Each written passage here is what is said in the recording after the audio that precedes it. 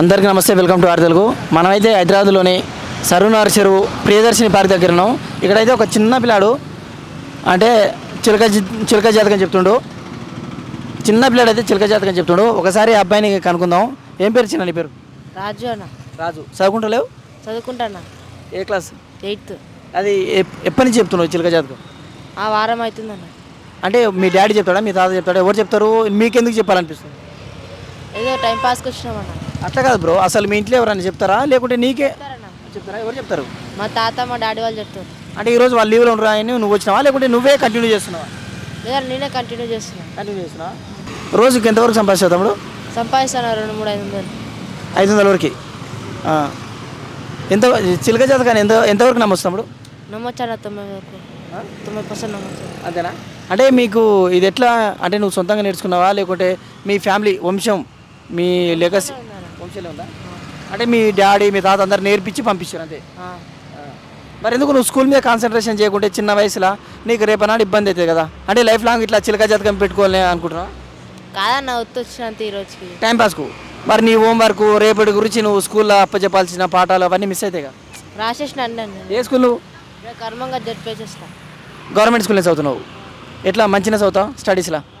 Above average స్టూడెంటా? అంత ఏం లేదు. మరి నువ్వు ఈ టైంలో హోంవర్క్ అది ఇది అవి చేసుకుంటూ ఉంటే నీకు కొంచెం హెల్ప్ అవుతుంది కదా?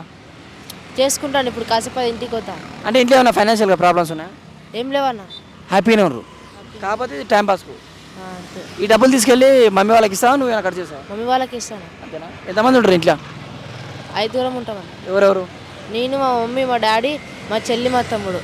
వాళ్ళు చదువుకుంటారా? తమ్ముడు చెల్లి మీ స్కూలేనా? మా స్కూలే. ఓకే. మరి డాడీ ఎందుకు రాలేదు ఈరోజు?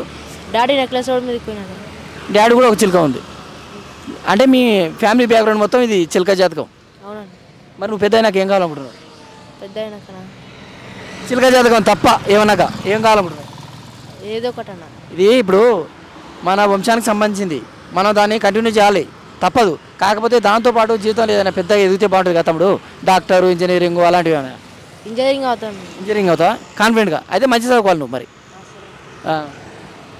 చిలక జాతకం గురించి చెప్పు. అసలు ఏం చెప్తున్నావు, ఏంది?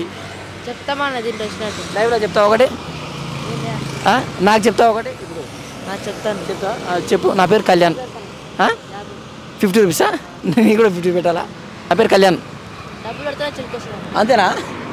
మామూలుగా డబ్బులు పెట్టకున్నా సరే ఎట్లా చెప్తావు బేసిక్గా? ఇప్పుడు నా పేరు కళ్యాణ్ అనుకో, ఒకవేళ వీళ్ళకి కార్డులో వచ్చినట్టు చెప్తామన్న. కార్డు వచ్చినట్టు. ఫర్ ఎగ్జాంపుల్ చిలకబాల్ నేను ఒక కార్డు తీసుకుంటా, ఎట్లా ఉండే చెప్తావా? చిలక తీస్తేనే చెప్తావు. ఓకే.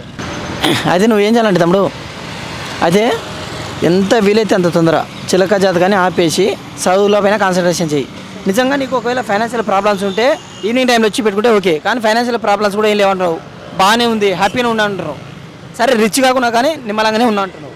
అలాంటప్పుడు నువ్వు చదువు పైన స్టడీస్ ఓకేనా కాన్సన్ట్రేషన్ చేయి. Thank you.